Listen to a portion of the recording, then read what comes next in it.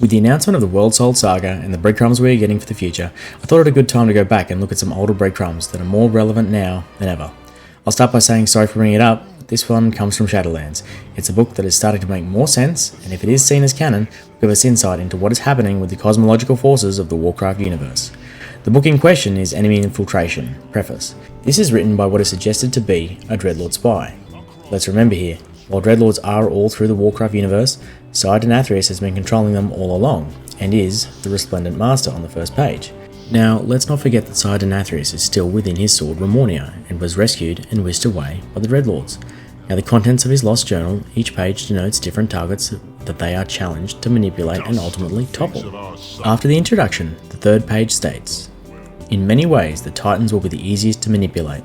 Their singular goal is to impose structure upon everything they see. Show them a force that opposes their drive for order, and they will be consumed by their urge to eradicate it. Their pantheon, so seemingly united in purpose, is vulnerable to fracturing." Simply, all they did was show the Titans, the Void Lords, and the Old Gods, and they fractured the pantheon by manipulating Sargeras into creating the Burning Legion to destroy the Void Lords. This would have happened eons ago, but did they do it by tempting the Void Lords out of the shadows? And how did they do it? The fourth page shows a connection created with the Void Lords. The Void Lords all but welcome us with open arms. They are preoccupied with their thousand truths that they ignore the lies we sow in their very midst. I believe we can leverage their vast reach to position them as a foil against our other rivals. We remain wary though, since they are observant of multiple outcomes. It is conceivable they could anticipate our coming. Welcomed with open arms. Is this potentially where the Dreadlords took the essence of Denathrius to protect it amongst friends? Yet they are cautious as they understand the power behind the Void and know that it could be their end as well. A double-edged sword.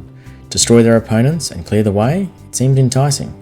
In Revendreth, they punish the arrogant and greedy, yet Denathrius' servants have no boundaries. To the fifth page. Similar to the Titans, the Naaru and their keepers are singular in purpose. Their adherence to a linear path is an obvious shortcoming. They savour nothing more than being proved right. So if they believe they have converted one of us to their precious light, they will trust that agent implicitly. This one leaves us wanting a little.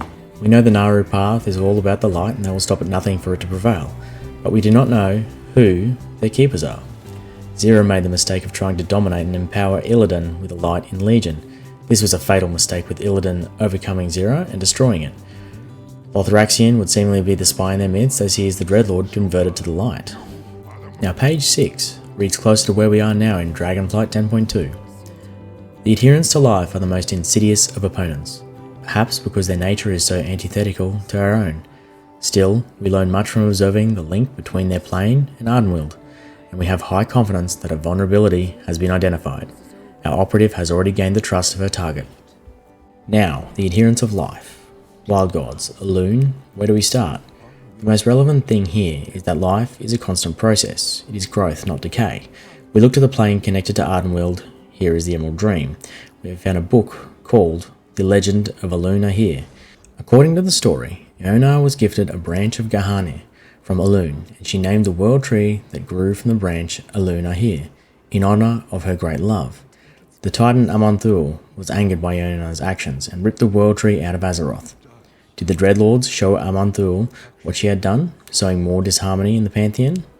Iona noticed that the tree's roots remained in the crater left behind, and she charged her keeper Freya with protecting these roots.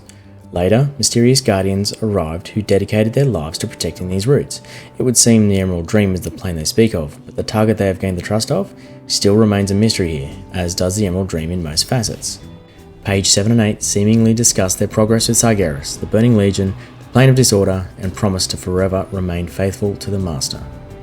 And as previously discussed, our position within the Plane of Disorder is proceeding flawlessly.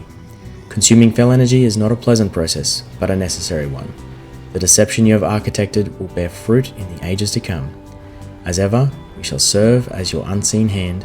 We will poison every host foolish enough to invite us into their midst. I remain, as always, your faithful servant. This seems to denote that the architect here was in full control. This being Denathrius, we have to wonder what his ultimate goal was, or is, as his essence is still out there in Remornia. He's potentially in the Void, and will certainly pop up somewhere in the next few expansions, but will he be a main part of the plot, or a side note to close off a loose end of the Shadowlands? let's look back at the final cutscene with the jailer. You could have sought another way, brother. Imagine what we could have accomplished together. Why, Zovar? What drove you to this end? You preserve that which is doomed. A cosmos divided will not survive. This Warcraft cosmology chart seemingly shows our reality as a central point of all cosmic forces. So, what is next in the cosmos? What is next for Sire Denathrius? Leave your comments below and let me know what you think is next. Make sure you hit like and subscribe for more videos and some bad WoW jokes.